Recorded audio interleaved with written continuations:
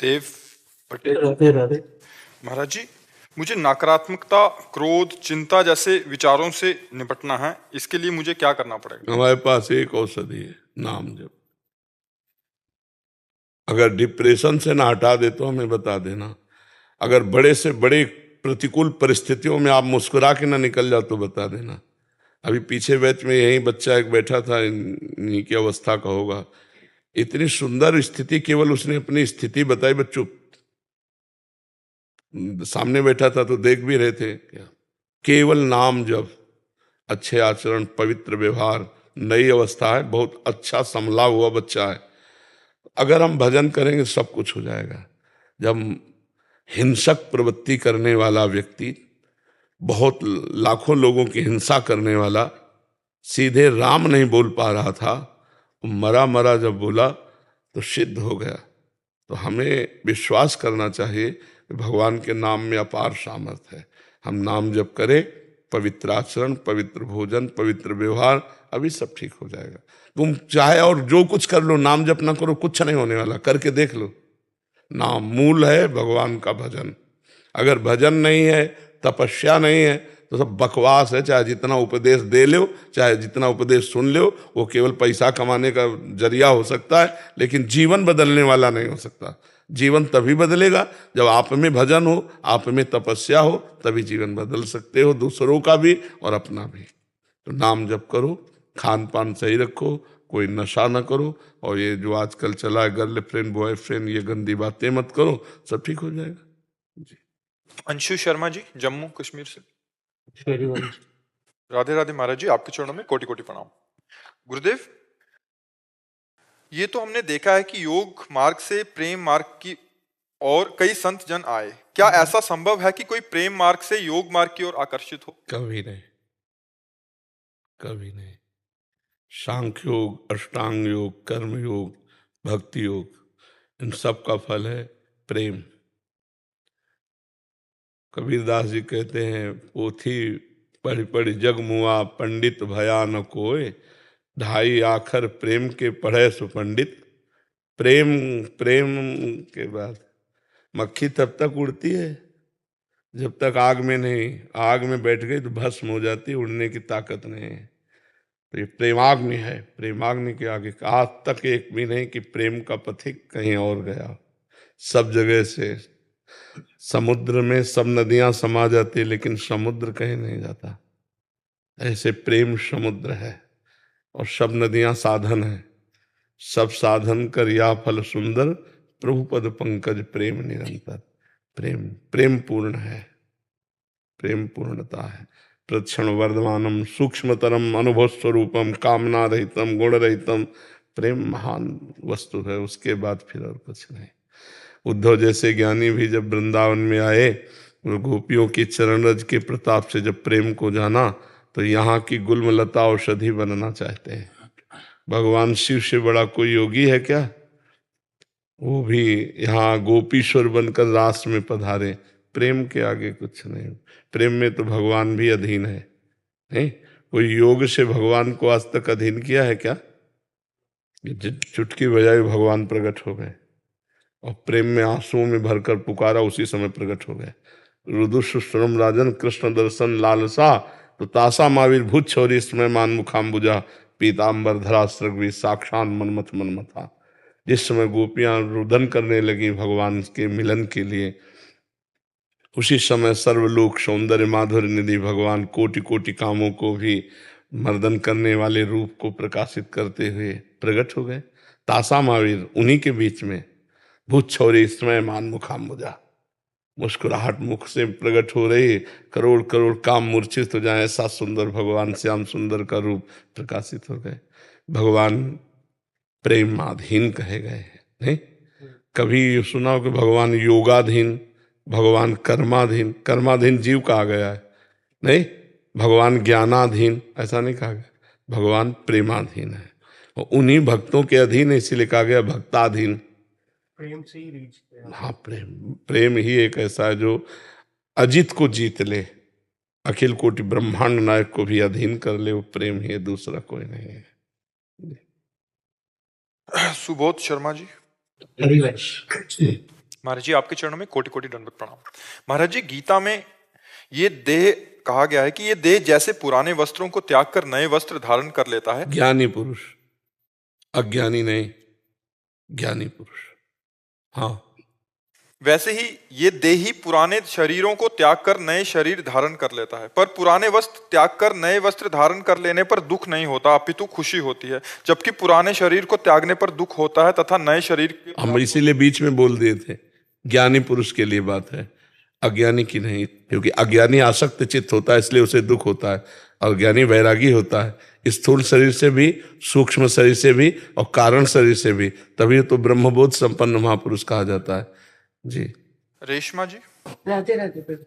राधे राधे। महाराज जी आप कहते हैं कि जब कृष्णा जी की कृपा होती है तो वह आपको धीरे धीरे दुनिया से दूर कर देते हैं, लेकिन जब सबसे दूर हो जाओगे तो अकेलापन होता है। इसके लिए कहाँ अकेलापन होता है? तुमने देखा कहाँ है? कभी दूर हुई हो? केवल कल्पना कर रहे हो। हम अकेले बचपन से दूर हैं, हम अकेले। अभी तो आपसे इतने लोग नहीं मिलने आते होंगे जितने लोग हमसे मिलते हैं। ये तो बाहरी है, और अंतर में हमारे प्रभु हमारे साथ हैं, हर कदम हर पल हमारे साथ है। इतना सुंदर प्रभु, इतना सुंदर प्रिया जो हमारे साथ है, हमें और किसके साथ की जरूरत है? यहाँ जितने साथी सब मरण धर्मा है, कब मर जाए कब बिछुड़ जाए कुछ पता नहीं। वो अविनाशी प्रीतम हमारे साथ है, तो हम अकेले कि तुम अकेले हो? तुम पति पुत्र परिवार के साथ रहते हुए भी अकेले हो, क्योंकि कोई तुम्हारा साथी नहीं, ना वो तुम्हें जानता ना तुम उसको जानते हो। सब परदेसी की तरह रह रहे हो। जानते हो अपने पुत्र को कौन है? अपनी पत्नी को जानते हो कौन है? अपने पति को जानते हो कौन है? किसी से कोई परिचय नहीं, माने बैठे। जान जाओ तो भगवान है, भगवान है, पति रूप में भगवान है, पुत्र रूप में भगवान है, पत्नी रूप। अगर ये जान जाओ तो तुमको भी वही गति होगी जो बड़े बड़े संतों को होती है, पर ये तो जानते नहीं। तो अकेलापन के सच्चा पूछो तो अकेलेपन आपको खाता है, हमें थोड़ी अकेलापन खाता है। हमारे तो बाहर, तुम्हारे तो 4 परिवार होंगे, हमारे तो 40,000 परिवार है। तुम्हारा कोई नहीं है संसार में, नहीं है, हमारा है, प्रीतम है, हमारे भगवान है, हमारी प्रिया जो है, हमारे लाडिले। तुम्हारा कोई नहीं है। तुम जिनको देख रहे हो सब मरण धर्मा, कभी भी मर सकते हैं, पूरे के पूरे एक साथ मर सकते हैं। हमारे प्रीतम नहीं मरेंगे। ये शरीर छूटेगा तब प्रीतम मिलेंगे, ऐसी बात नहीं। शरीर रहते ही प्रीतम का सानिध्य अनुभव होता है। पर भजन करो, भजन जीवन में नहीं होगा तो यही लगेगा। जितने संत महात्मा है वास्तविक जो भगवान के मार्ग में है, उनको अकेलापन खाता है क्या? वो अकेले की तरफ भागते हैं, दूर हमसे मिलो मत। क्यों? तुम मिलोगे तो उससे मिलने में बाधा पड़ जाएगी। मुझे अकेला रहने दो, जिससे मैं अपने प्यारे की याद में खो जाऊं और प्यारा ही आके मेरे से मिले। अभी अकेलेपन का मतलब नहीं समझा है, असंगता। अभी भजन नहीं तो कैसे जानोगे आध्यात्मिक आनंद को, भगवद आनंद को कैसे जानोगी? तुम संसार से तुलना करोगी तो आध्यात्मिक आनंद और विषय आनंद बहुत अंतर है। एक अंधकार है और एक दिव्य प्रकाश है। तो अंधकार से सोचोगी तो फिर, अब जैसे बचपन से हम घर से निकले थे, किसी का प्यार नहीं मिला, क्योंकि 13 वर्ष की अवस्था में घर से निकले, तो हम क्या प्यार के भूखे हैं? इतना प्रभु ने प्यार दिया है कि निहाल कर दिया है। कदम कदम पर उनका प्यार, कदम कदम पर उनका दुलार। और वही प्रभु इतने रूपों में अब भी प्यार कर रहे हैं। घंटों से खड़े हैं केवल इस बात के लिए कि यहाँ से निकल जाएंगे तो हम देख लेंगे बाबा जी है। बाबा जी को क्या देखना है? पर ये प्यार, भगवान प्यार। तो ये हमें लगता है कि आपका अभी अज्ञान ही ऐसा अनुभव करा रहा है कि अगर हम सब कुछ छोड़ देंगे तो हम अकेले हो जाएंगे, अकेलापन लगेगा। महाराज जी इसमें जैसे भागवत जी में आपने बोला था कि उसका मैं सब कुछ हरण कर लेता हूँ, इसका वास्तविक रहस्य क्या है महाराज जी? राग हरण कर लेते हैं भगवान, उसकी आसक्ति अहंकार राग हरण कर लेते हैं। जैसे अम्बरीश जी चक्रवर्ती सम्राट महाभागवत है, पूरा ऐश्वर्य वैभव भगवान ने अपहरण कर लिया क्या? नहीं, लेकिन उसका उनको अभिमान नहीं है चक्रवर्ती सम्राट पद का, उस संपत्ति का उनको गर्व नहीं है, उस वैभव का उनको गर्व नहीं है। और जिनके गर्व है, भगवान देख रहे हैं कि अब ऑपरेशन करना पड़ेगा तो संपत्ति भी हटा देते हैं, गर्व भी हटा देते हैं। और जिनको देखा कि ये मरीज काम लायक है, गर्व हटा देने से काम चल जाएगा तो संपत्ति नहीं हटाते हैं। और जब देखा कि मरीज ज़्यादा बढ़ चुका है, अब इसका मर्ज दूर करने के लिए, तो फिर भगवान उसका वैभव भी अंतर ध्यान कर देते हैं और उसका पारा जो अहंकार का था वो डाउन, जब डाउन हुआ तो भगवान की पुकारा, भगवान की शरण में हुआ, वही मंगल शुरू हो गया उसका। बाहरी व्यक्ति पारिवारिक जनों का कोई मतलब इस वो नहीं, अंदर का ही सारा सिस्टम। अंदर का राग, बाहर से आप एकांत बैठे हो सबका राग भरा हुआ तो कोई आप महात्मा थोड़ी हो। घर में बैठे हो किसी का राग नहीं तो आप महात्मा हो। भाई अंदर की बात, सुधार अंदर होना, बाहर से क्या, बाहर कहीं भाग के चले जाओ तो क्या त्यागा, अंदर का राग त्यागा। इस पे मेरा राग नहीं है। स्टेशन में जैसे बैठे हैं, सरकारी स्टेशन, अपना काम कर रहे हैं, गाड़ी आई चल दिया, बस इंतजार है, गाड़ी आई चल दिया, अपना काम कर रहे हैं, अपनी वस्तु थोड़ी है। अपने तो श्री जी हैं, अपने तो लाल जी हैं, अपने तो प्रभु हैं। आपने क्या किया, अपने घर को अपना मान लिया, चार परिवार को अपना मान के इतना उसी में डूब गए कि बस जो कुछ हो तो इन्हीं को सुख मिले।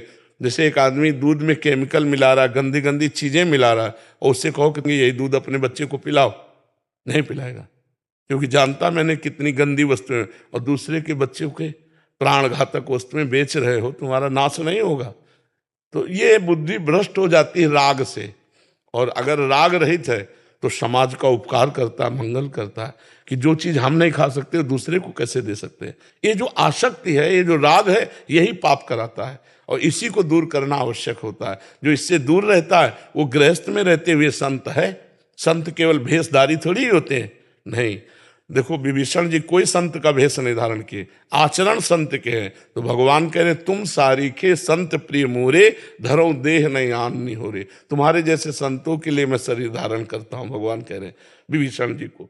तो आचरण प्रधान संत, संत मतलब आचरण। और अगर कहीं वेश भी है और आचरण भी है तो सोने पे सुहागा समझो, सोने पे सुगंध समझो। और भेष है आचरण नहीं तो काल नेमी राक्षस वेश धारण किए था, आचरण नहीं थे, हनुमान जी ने मार डाला था। अगर वेश नहीं है और आचरण है तो वो संत है, वेश है और आचरण है तो फिर क्या कहना है, जगत गुरु है। और अगर वेश है आचरण नहीं तो असंत है, वो संत केवल वेश धारण मात्र से नहीं हो जाता। जी। पीयूष झा जी बिहार से। महाराज जी आपके चरणों में दंडवत प्रणाम। महाराज जी अगर मैं एक आत्मा हूं और आत्मा का परमात्मा से संबंध, पहले अगर ये शब्द हटा दो, अगर संशयात्मक शब्द है। अगर नहीं, अगर में मतलब लगता है कि माना कि मैं एक आत्मा हूं, नहीं है, हम आत्मस्वरूप, हम देह थोड़ी है। पहले इसका ऑपरेशन कर लो अगर का। मेरा टेबल, मेरी घड़ी, इससे प्रतीत होता मैं घड़ी नहीं हूं, मैं टेबल नहीं हूं। समझ में आ गया ना? मेरा हाथ, मेरा पांव, मेरा आंख, मेरा कान, में पूरे ढांचे को क्या कहा जाता है, मेरा शरीर नहीं कहा जाता। जो मेरा है वो मैं नहीं हो सकता, मतलब शरीर नहीं है आप। अगर शब्द हटाइए, अब अंदर घुसिए इसके, तो मेरा मन, मेरी बुद्धि, मेरा चित्त, मेरा अहंकार, ये अंतःकरण चतुष्टय, मन बुद्धि चित्त अहंकार, और मेरी इंद्रियां, मतलब जो मेरा है, मेरी है, वो मैं नहीं हो सकता, मतलब ये सूक्ष्म शरीर भी मैं नहीं है। मेरा स्वभाव, ये कारण शरीर है, तो स्वभाव भी आप नहीं है। अब मान गए ना? समझ में आ रहा है कि नहीं? आप कभी मैं स्वभाव हूं बोला क्या? इसका मतलब ये आपके हैं, तो आप कौन है? आप आत्मा है। समझ रहे ना? अगर मैं आत्मा हूं, इस शब्द का खंडन, आप आत्मस्वरूप हैं। इस बात को समझ रहे ना? अब आगे बोलिए। महाराज जी मैं एक आत्मा हूं और आत्मा का परमात्मा से संबंध है। आत्मा ही परमात्मा है, संबंध नहीं है, यही तो भ्रम है। संबंध नहीं है, वो परमात्मा ही है। तुम अपने को अलग इस रूप के कारण देखकर मान रहे हो। आपने देखा है क्या उस आत्मा को? जो तुम हो तो कभी मिले हो अपने से? नहीं मिले। उसके लिए साधना की जाती है, उसके लिए तपस्या की जाती है, तब शरीरों का राग नष्ट होता है अपने स्वरूप। तो जो अपना स्वरूप है, तो जानत तुम्हें तुम्हें हो जाए, सोई जाने जे देहु जनाई, और जानत तुम्हें तुम्हें, वो भगवत स्वरूप ही था, भगवत स्वरूप ही है, भगवत स्वरूप हो जाएगा। जी महाराज जी ये आत्मा इस नाशवान शरीर को परमात्मा में लगाकर इसे जन्म मरण के चक्कर से मुक्ति क्यों नहीं करवा देती? कौन? आत्मा। क्योंकि वो आत्मा आप है। आप अपने को भूलकर शरीर मान करके भोगों में जाएंगे तो कौन मना करेगा? आप हटिए, अभी हट जाएंगे। आप ही तो हैं आत्मस्वरूप। तो आपने अपने को, आपको ये मान लिया, अब इसको जब माना कि मैं पुरुष तो फिर स्त्री में आकर्षण, फिर भोग, नाना प्रकार की दुर्गति, वही फंस गए। हटो, जो जाना कि मैं शरीर नहीं हूं, वो तपस्या प्राण होकर इंद्रियों को वश में करके भगवत प्राप्त हो गया। और कोई थोड़ा दूसरा करेगा, आप ही तो है आत्मा। क्यों? हाँ, तो भजन में लगो। अब गंदे आचरण करोगे, भगवत प्राप्ति हो जाएगी। तो करना तो आपको ही है ना। क्या करना है? अच्छे कर्म करने, भजन करने, शास्त्र स्वाध्याय करना है, तप करना है, उससे भगवत प्राप्ति होती है। समझ में? जी। शैलेंद्र कुमार जी बरेली से। राधे। राधे राधे महाराज जी। महाराज जी, मुझे ये जानना है कि कर्म और भाग्य में क्या रिश्ता है। जब हम किसी चीज पूर्व, एक एक शब्द का उत्तर लो तो अच्छा रहेगा। भाग्य कहते हैं पूर्व में जो किए हुए कर्म हैं, उन कर्मों से जो कुछ कर्म निकाल करके शुभ और अशुभ, सुख और दुख देने वाले इस शरीर की रचना हुई, उसे भाग्य कहते हैं। अब जो हमसे नए कर्म होते हैं, उनको कर्म कहा जाता है। कर्म और भाग्य में अंतर है। पूर्व के किए हुए कर्मों के परिणाम स्वरूप जो मुझे देह मिली, ये भाग्य से मिली है। अब जो हमसे होगा क्रिया, उसे कर्म कहते हैं। उन कर्मों में दो विभाग हैं, पाप कर्म और पुण्य कर्म। अगर हम पुण्य कर्म करते हैं तो सुख मिलेगा, पाप कर्म करते हैं तो दुख मिलेगा। आगे अभी नहीं, अभी तो भाग्य का चलेगा चक्कर। अगर हम भजन करते हैं तो भाग्य को रोक कर यहीं मिटा करके भगवत प्राप्ति कर लेते हैं। समझ पा रहे हो? महाराज जी, जब हम किसी चीज को पाने का संपूर्ण प्रयास करते हैं परंतु सफलता नहीं मिलती, तब दुकान में जाके 1 करोड़ के हीरे का हार लोगे, तुम्हारे पास पैसा है 1 लाख रुपया। ऐसे ही यहाँ जो तुम्हें चाह है उसके अनुसार से तप करो, उतना भजन करो, उतना पुण्य करो, तब आपको प्राप्त होगा। ऐसे थोड़ी प्राप्त होगा। एक पापी आदमी बहुत धनी दिखाई दे रहा, बहुत सुख सुविधा दे, वो पूर्व का पुण्य आत्मा है, उसने पुण्य किया है। अब वर्तमान में उसकी खेती पाप की है, पूर्व का पुण्य है, इसलिए खूब सफल है। और जिस समय पूर्व का पुण्य खत्म हो जाएगा, उस समय उसकी विध्वंस हो जाएगा, पतन हो जाएगा, उसका नाश हो जाएगा। समझ पा रहे हो? जी। डॉक्टर गौरी जी छत्तीसगढ़ से। महाराज जी, मैं एक मनोवैज्ञानिक हूँ, डॉक्टर हूँ। मैं मन का विषय पढ़ाती हूँ एवं उस पर शोध करती हूँ। पिछले सालों से मैंने मानसिक दिव्यांग बच्चों की सेवा में अपना मन लगाया। मुझे लगता है ईश्वर ने मुझे चुना है। लोग कहते हैं ये प्रारब्ध है। तुम जो महाराज ये कहना चाहते हैं कि लोग कहते हैं कि तू महापापी है, तब तेरे कोई ऐसियों की सेवा का मौका मिला है। तो महाराज ये कहना चाहते हैं कि ये तो मेरा प्रारब्ध है या महापाप कोई मेरे द्वारा बना है? भगवान ने ये कृपा की है आपको ऐसे लोगों की सेवा में तत्पर करने के लिए। आप उनको ऐसे वाक्य बोलिए जिनसे उनकी निगेटिव सोच खत्म हो। आप उनको ऐसा प्रोत्साहन कीजिए जिससे उनकी सकारात्मक वृत्ति बढ़े, उनका उत्साह बढ़े। लोगों को तो लोग तो बातुल भूत विवश मतवारे, ते नहीं बोले वचन विचारे, तिनकर कहा सुनी नहीं काना। इनकी बातें कान से नहीं सुनी जाती। मूढ़मती हैं, जो उद्दंड पुरुष हैं, वो कुछ भी बोल सकते हैं, किसी को भी बोल सकते हैं। अपने को देखना है कि भगवान ने मुझे चुना, मुझे ये सेवा दी। अब मैं मनोयोग से वैसे ही सेवा करूंगी जैसे अपने बेटे की, जैसे अपनी बेटी की, जैसे अपने पिता की। जिस अधिकार के, जिस अवस्था का आपके सामने मरीज आता है, उससे वही भाव रख करके, वैसे ही प्यार से उसको इतना सुदृढ़ कीजिए कि वो जिस स्थिति से गिर रहा है उस स्थिति से ऊपर उठे। वचनों में बहुत बल होता है। कोई एक आदमी डूब रहा हो, आप उसे को अब तो तू मरे, तो कितना भी हो उत्साहहीन हो जाएगा। और डूब रहा है, अरे निकल गए, तो उसको उत्साह मिलेगा, वो आगे बढ़ जाएगा। जब कर्ण अर्जुन से युद्ध करने के लिए, तो भगवान अर्जुन के सारथी थे, कर्ण के सल्व सारथी थे। तो उनको ये युधिष्ठिर के मामा थे, दुर्योधन ने अपने पक्ष में कर लिया था। तो उनको भगवान ने केवल आज्ञा एक दी थी कि तुम कर्ण के उत्साह को नष्ट करते रहना, बस। जहां वो अर्जुन की तरफ बढ़ता था, कहते तुम अर्जुन के सामने क्या हो कर्ण, ऐसा गांडीव धनुषधारी अर्जुन। जहां उसकी बड़ाई करते तो सहम जाता कर्ण। मतलब अगर हम किसी को उत्साह नष्ट कर दें तो बहुत अच्छा चलता हुआ आदमी भी गिर जाएगा, और बहुत गिरा हुआ आदमी भी अगर उत्साह दे दे तो निकल जाएगा। तो आपको ये सेवा दी है, तो आप उसे प्यार पूर्वक कीजिए। लोगों के कथनानुसार मत मानिए कि पाप कर्म है। नहीं, ये तो बहुत कृपा है कि हम दूसरे के दुख में अपने मनोयोग से, अपनी वाणी से हम उसको दुख से निकाल पाए, उसे प्रसन्न कर पाए, तो बहुत बड़ी सेवा है। वीरेंद्र सिंह जी करनाल से। श्री हरिवंश महाराज जी। महाराज जी, कुछ जगह काम में जहां हम कार्यरत हैं वहां दोष दर्शन बड़ा जोर का होता है महाराज जी, नाम छूटता है उसकी वजह से, हाँ, बार बार मन और संग वहीं गिराता है महाराज जी, ऐसी। लेकिन हमको फिल्म में दोष दर्शन तो नहीं होता, बस ध्यान देखना है।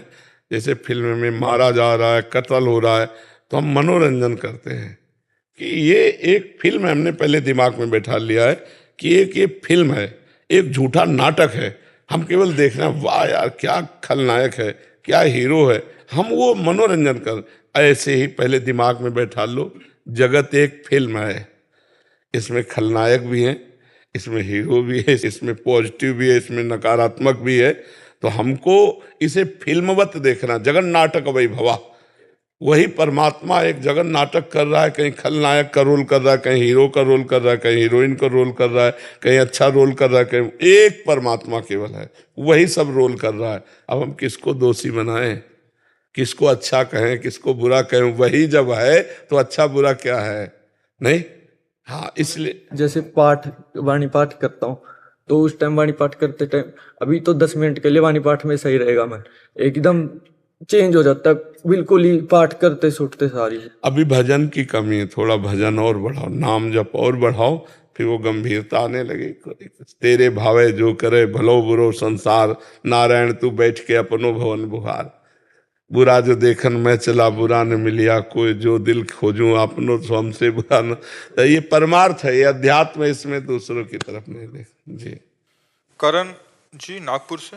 श्री हरिवंश महाराज जी श्री हरिवंश महाराज जी। महाराज जी, जैसे हम आपसे मिलने के लिए प्रतीक्षा करना पड़ता है हमें, क्या वैसे ही निकुंज में श्री जी से मिलने के लिए भी करना पड़ता है? अरे जन्म जन्म प्रतीक्षा ही तो कर रहे हैं, और क्या कर रहे हैं?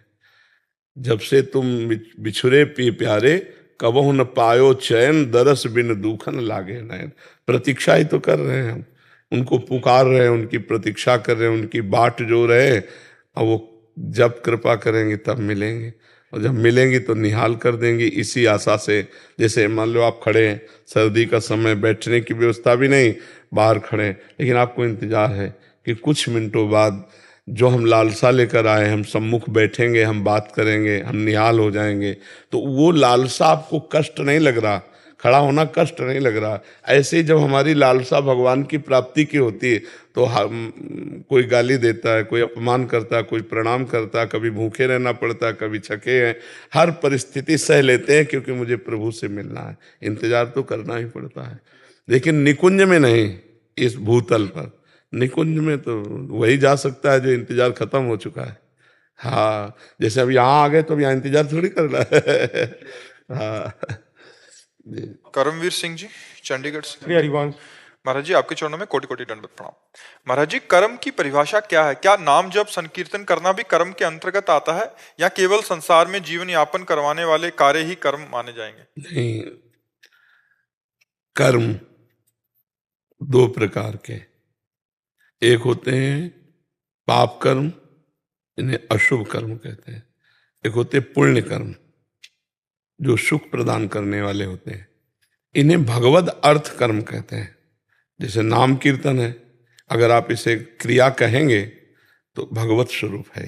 ये त्रिगुणातीत क्रिया है, ये त्रिगुण के अंतर्गत है। भगवान की कथा कहना, भगवान का नाम कीर्तन करना, भगवान की सेवा करना, ये त्रिगुणातीत कर्म है। ये मुक्त करने वाला है। दो कर्म बांधने वाले हैं, एक निषिद्ध कर्म पाप कर्म, और एक शुभ कर्म पुण्य कर्म, ये दोनों बांधने वाले हैं। लेकिन ये जो त्रिगुणातीत कर्म है, भगवान का नाम जप करना, ये भी एक क्रिया है, पर ये त्रिगुणातीत क्रिया, त्रिगुण माया सतोगुण रजोगुण तमोगुण से परे है। ये मुक्त करने वाले, वो बांधने वाले हैं। तो अगर हम इनको कर्म कहते हैं तो ये भगवद अर्थ कर्म है, ये भगवत स्वरूप है। ये कोई संसारिक कर्म नहीं है, बांधने वाले नहीं। समझ पाया?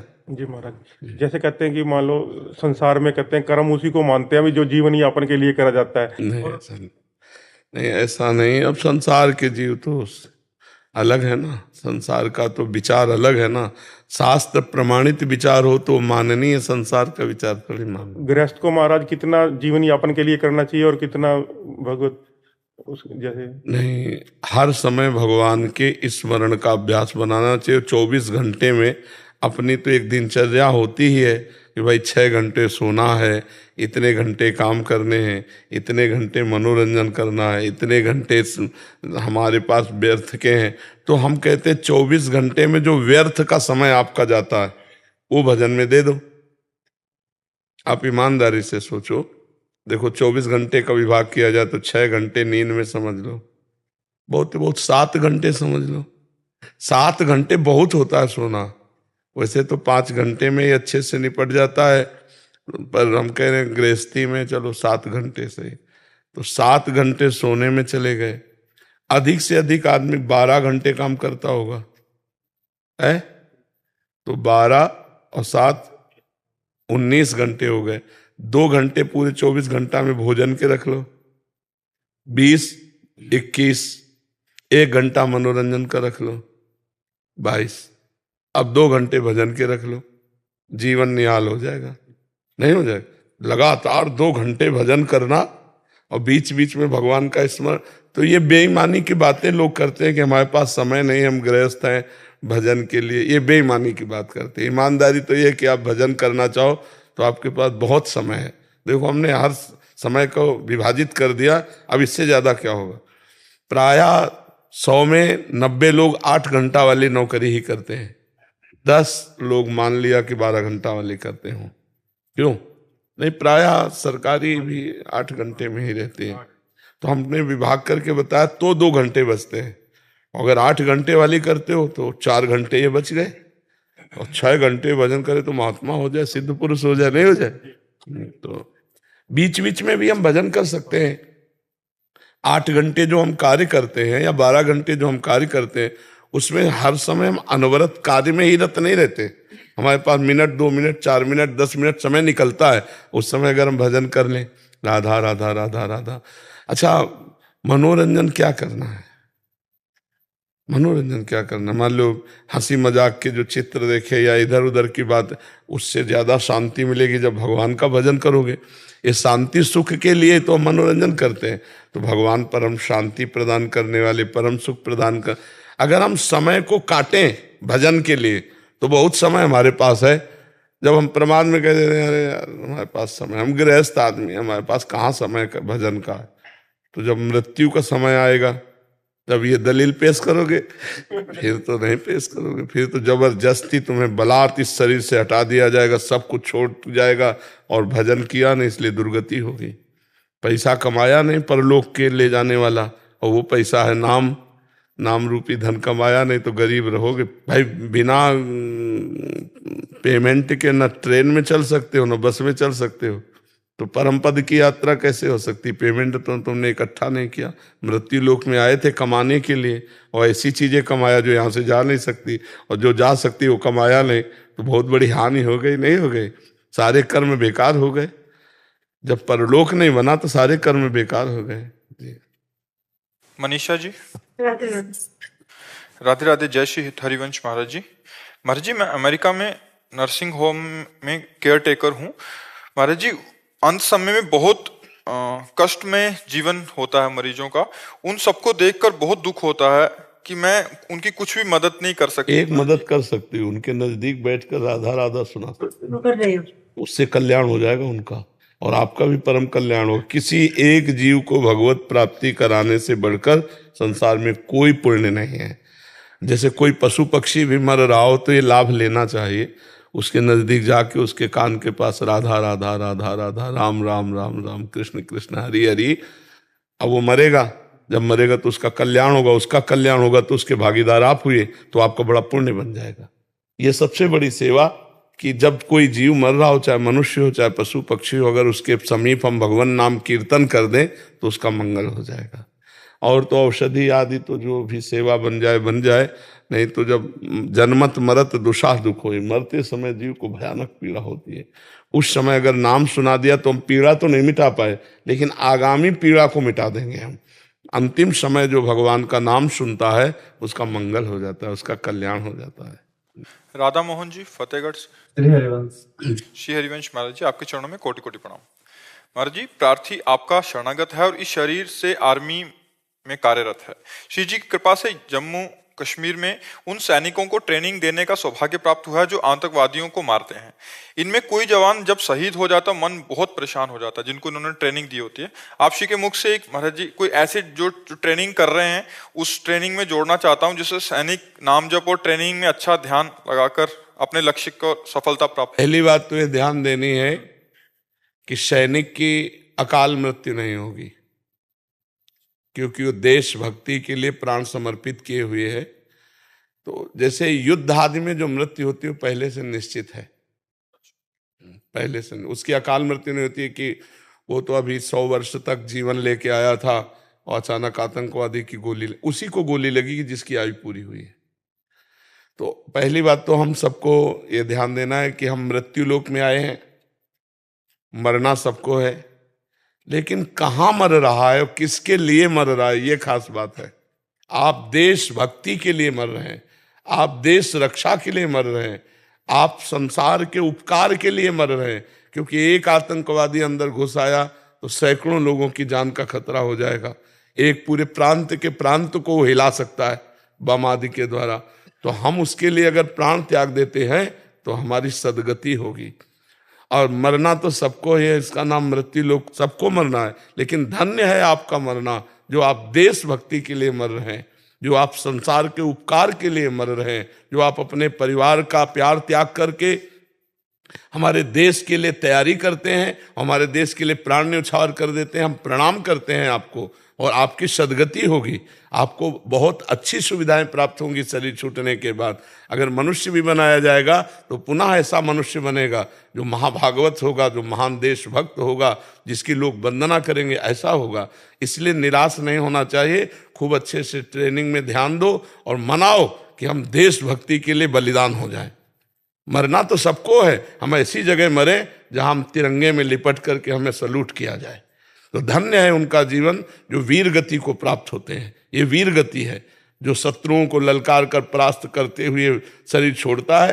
पहली बात, अगर बिल्कुल भजन नहीं तो भी स्वर्ग को प्राप्त होता है, अगर कहीं राधा राधा राधा भजन कर रहा है तो भगवान को सीधे प्राप्त होता है। इसलिए निराश और उदास होने की जरूरत नहीं है, मरना सबको है। हम जानबूझ करके भगवान या देशभक्ति के लिए जो कदम बढ़ाए हैं ये बहुत प्रशंसनीय है, वंदनीय है, हमारा देश वंदना करता है। आपको ही पीड़ा नहीं होती, जब जवान मरता है तो हमको भी पीड़ा होती है। जब हमको सुनने को मिलता है अपने शहीद तो पीड़ा होती है।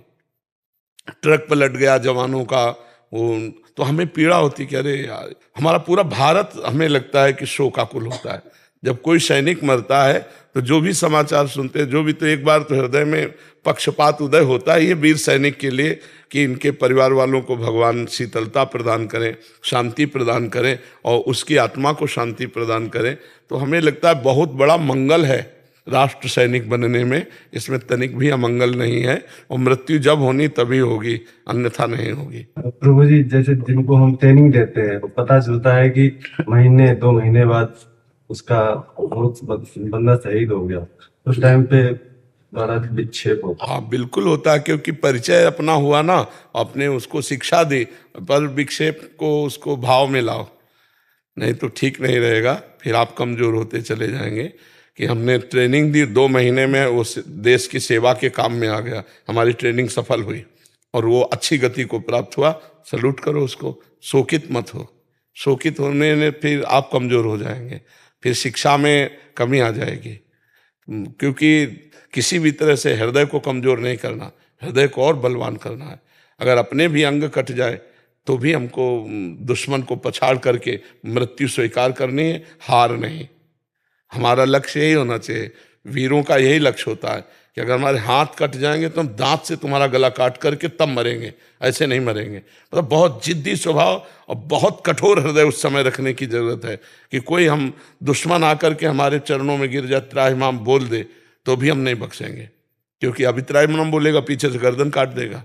बहुत कठोर हृदय चाहिए। ऐसे ही करते हैं। हाँ, वो आते पता नहीं चलता किधर से हैं क्या है, वो दूसरा पैसा ऐसा लगेगा ये कोई गांव वाला बंदा है, बिल्कुल। और वो कुछ ऐसा कर देंगे, वो पता लगेगा गांव वाले तो हम लोग कुछ करते नहीं है। हाँ, वो अपनी एक्टिविटी करके एकदम भाग गए, बिल्कुल बिल्कुल, वो उसको छुप के, अपनी छसी हो जाती। बिल्कुल बिल्कुल बिल्कुल। लेकिन आप बहुत बड़े कार्य में हो, आप प्रसन्न मुद्रा में अपने कार्य में पूर्ण रूप से तत्परता पूर्वक लगिए, उदास या निराश या हताश होने की जरूरत नहीं। बहुत उत्तम कार्य है जी। गौरव जी बेंगलोर से। राधा वल्लभ श्री हरिवंश जी। श्री हरिवंश महाराज जी, मुझे संघर्ष से शिकायत नहीं है, लेकिन मेरा मन विचलित हो जाता है जब कुछ सबका मन विचलित हो जाता है, आपका ही तो जाता है। संघर्ष में सबका मन विचलित हो जाता है।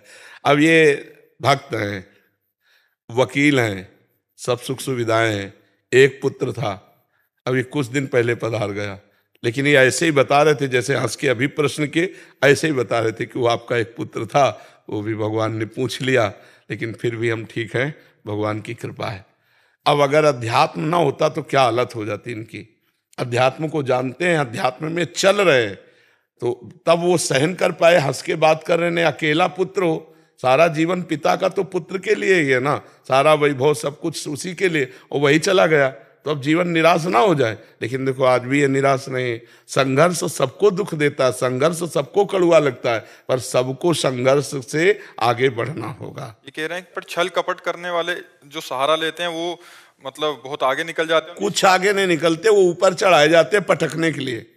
ऐसा मत मानो कि 4 आदमी पकड़ के किसी को 8वीं मंजिल पे ले जा रहे हैं तो बोले क्या यार, ना तो लिफ्ट में जा रहा है ना पैदल जा रहा है, 4 आदमी पकड़ उसको पटकले जा रहे हैं ऊपर। महाराज जी आप हाँ भाव, हाँ सांसारिक उन्नति में इतना ध्यान दिया, अब आध्यात्मिक उन्नति में आपकी शक्ति चाहिए महाराज जी। आध्यात्मिक, अच्छा जैसे ये हैं, तो जब इनका चिंतन हुआ तो मेरा हृदय शीतल हुआ कि हमारा बोलना सफल हुआ। क्योंकि सबसे बड़ी घटना ऐसी होती है नहीं, तो ऐसी स्थिति में माता पिता मतलब बिना आंसू बहाए मुस्कुरा के कि भगवान ने उसे पूछ लिया, जैसे मान लो किसी पदवी पे गया हो, बड़े ऑफिसर बना हो, और उस तरह से, तो हमें लगा कि हमारे शिष्य भी हैं, तो हमें लगा कि हमारे अध्यात्म का हाँ सदुपयोग हुआ इस समय। इसी के लिए अध्यात्म होता है कि ऐसी विषम परिस्थितियों में, संघर्ष में हम मुस्कुरा के निकल जाएं उसे। तो ये तो सत्य है कि सबको जाना है, लेकिन ये भी सत्य है कि पिता अपने पुत्र के लिए सब कुछ लगा दिया, और जब वो पुत्र ना रहा तो पिता का जीवन क्या होगा। लेकिन ये लोग प्रसन्न है, यही अध्यात्म का बल है। हर आदमी संघर्ष से अगर आगे बढ़ सकता है, वो भगवान का आश्रय लेकर भगवान का नाम जप करते हुए, अन्यथा नहीं भैया, ये जिंदगी है ही ऐसी जो प्रश्नवाचक चिन्ह खड़ा ही रखती है। चाहे जितना उत्तर दे दो, प्रश्नवाचक चिन्ह खड़ा ही रहेगा इस जिंदगी में। कब खत्म होगा महाराज जी प्रश्नवाचक? भगवान की प्राप्ति होने के बाद। न सोचति न कांक्षति, ब्रह्मभूता प्रसन्नात्मा न सोचति न कांक्षति। जब भगवान के आश्रित हो जाओगे, भगवान का अनुभव, भगवान का भरोसा, तो कोई प्रश्न नहीं रहेगा। फिर न सोचति न कांक्षति, कोई प्रश्न नहीं रह जाएगा। उसके जीवन में बाहरी प्रतिकूलता अनुकूलता आएंगी नहीं क्या? हम नहीं, बाहरी प्रतिकूलता अनुकूलता आती, पर प्रश्न नहीं होता उसके अंदर, प्रश्न नहीं होता, समाधान ही समाधान रहता, प्रश्न नहीं रहता। एक भागवती की स्थिति में होती चित्त का समाधान। जब चित्त का समाधान हो गया तो बाहरी का कोई प्रश्न नहीं रहता, हृदय में समाधान रहता है। और एक बात ये रहती कि प्रभु जो हमें दे रहे हैं वो बहुत सोच समझ के दे रहे हैं, इसमें हमारा मंगल विधान है।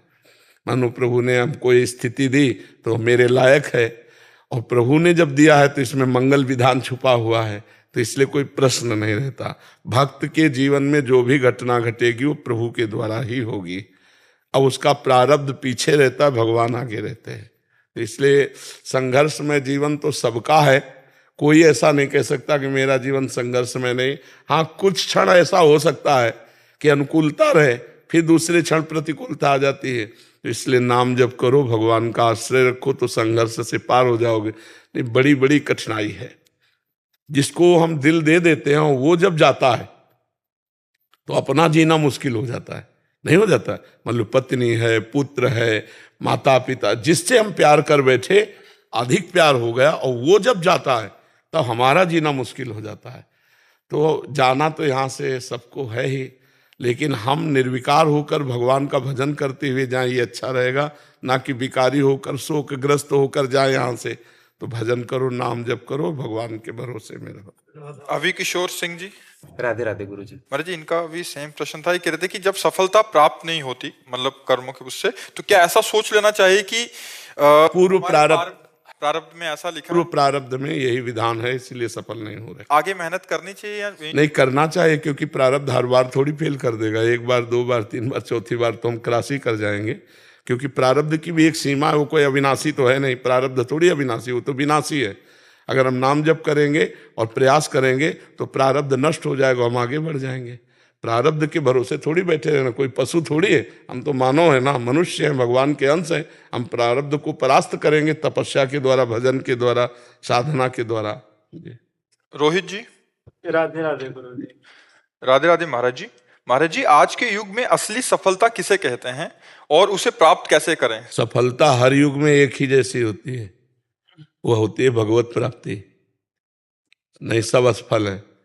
तुम चाहे जितने बड़े पद में पहुंच गए हो, चाहे जितने अरब रुपया जमा कर लियो, चाहे जितना सुंदर परिवार हो, चाहे जितना सुंदर महल हो, चाहे जितनी सुंदर गाड़ियां हैं, मरोगे तो इनमें से क्या जाएगा? तो असफल हो गए ना भाई। कमाने यहां आए थे 70 वर्ष, 80 वर्ष, 100 वर्ष, 120 वर्ष, इसके आगे तो आयु है नहीं मनुष्य की।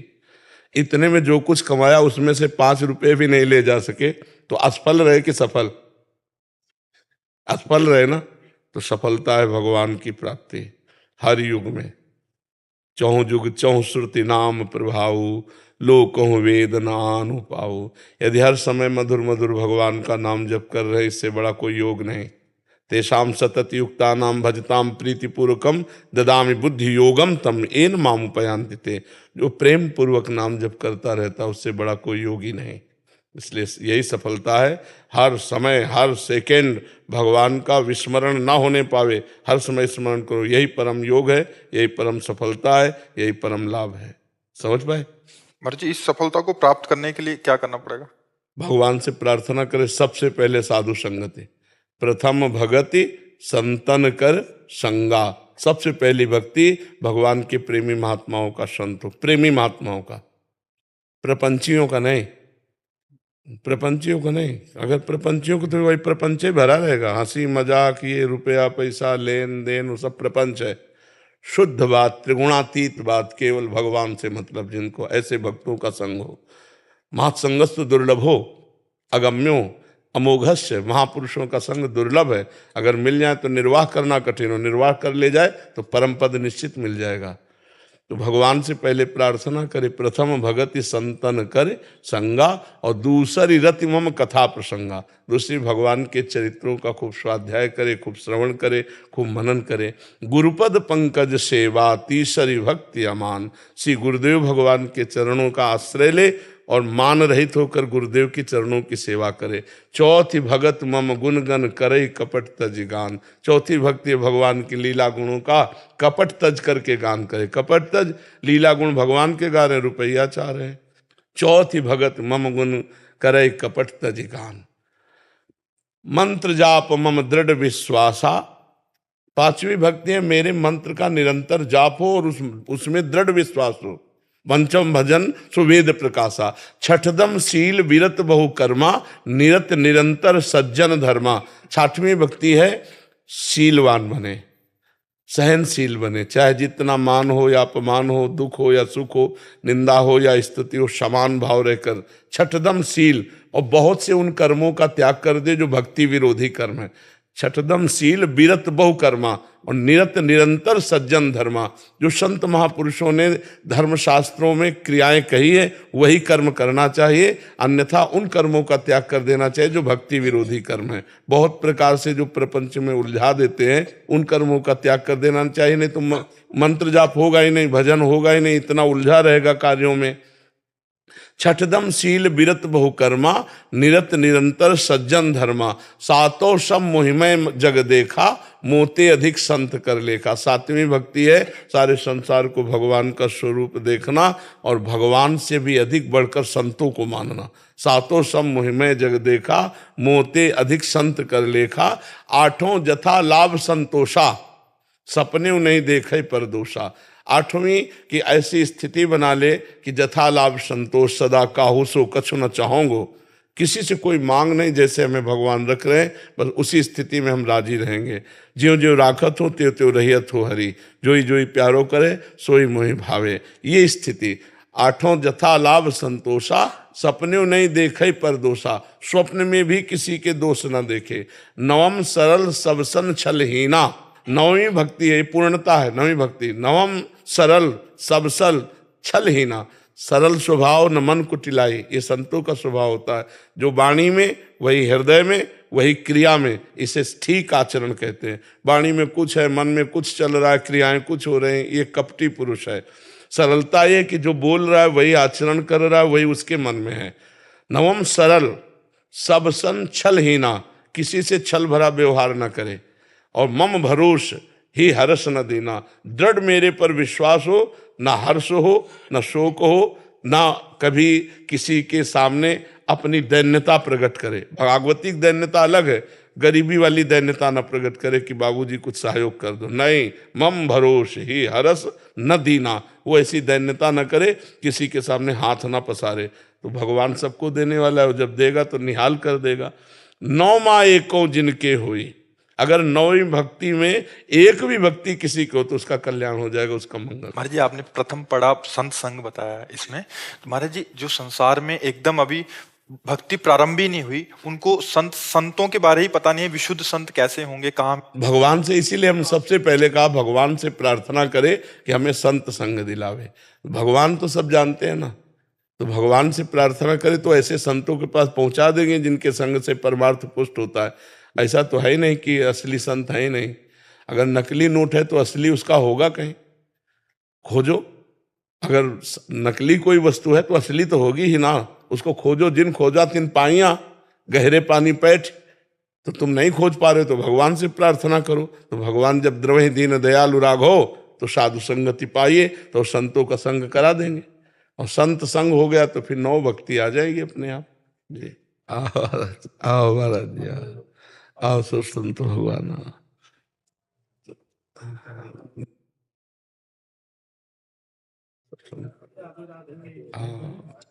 श्री राधा रानी दा बोल साचे दरबार की जय।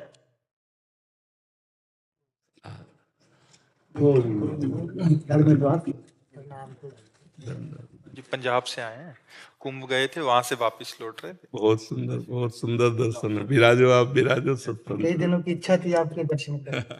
विराजो विराजो। जय सब संतों को, सब संतों को बहुत कृपा करी, दर्शन दिए आकर के। बड़े आज धन्य हो गए हम भी आपके दर्शन करके। सबसे ज्यादा हम धन्य हुए क्योंकि आप कृपा करके आए हैं दर्शन देने। जो प्रभु मोहि अनुग्रह कीन्हा, तो तुम आए दरस हटि दीना। हमारे प्रभु सबसे ज्यादा हम पे कृपा किए कि आप स्वयं चलकर दर्शन दे ले आए। आप प्रयागराज का अवगाहन करके परम पावन तीर्थ का, और आप दर्शन दिए वैसे भी संत, तो ये बड़ी कृपा हमारे ऊपर की आपने, बहुत कृपा की। ठाकुर हमरे रमण बिहारी, हम हैं रमण बिहारी के। साधु सेवा करम हमारा, काम न दुनियादारी से। कोई भला कहे चाहे बुरा कहे, हम हो चुके रमण बिहारी के। हम हो गए राधा रानी के, हम हो गए सदगुरु प्यारे के। महाराज श्री जी के, महाराज जी की बहुत कृपा हुई है, आपके दर्शन कर पाए। महाराज जी, मैं मैया की जिज्ञासा है, मथुरावासी के ब्रजवासी होते हैं, मथुरा को मथुरवास को ब्रजवास बोलेंगे। वैसे थोड़ा सा मथुरापुरी की स्वयं की एक अपनी महिमा है। मथुरा नित्य कृष्ण को वास, निस दिन श्याम न छाणत पास, तास सकल लीला कहे। जब अक्रूर जी और उद्धव जी की बात आती है तो बोले मथुरापुरी से ब्रज पधारे। इसी से आप समझ लीजिएगा कि मथुरापुरी से ब्रज पधारे। श्री कृष्ण जाके मथुरा में विराजमान हो गए, पर ब्रज के ब्रजवासी जन कैसे तड़प रहे, इसी से आप ढूंढ लीजिए श्रद्धा वाली। बल्कि मथुरा की एक अपने आप में सिद्ध महिमा है कि हाँ, भगवान स्वयं विराजमान है। हरि निरंतर सानिध्य में है। मथुरापुरी ये भगवान की दिव्यपुरी है, और इसमें वास करना मतलब भगवान की गोद में वास करना है। और निरंतर जो अखंड वास करते हैं मथुरापुरी, वो भगवान के धाम को प्राप्त होते हैं, वो मोक्ष को प्राप्त होते हैं। ये मोक्षदायिनी पुरियां हैं ही,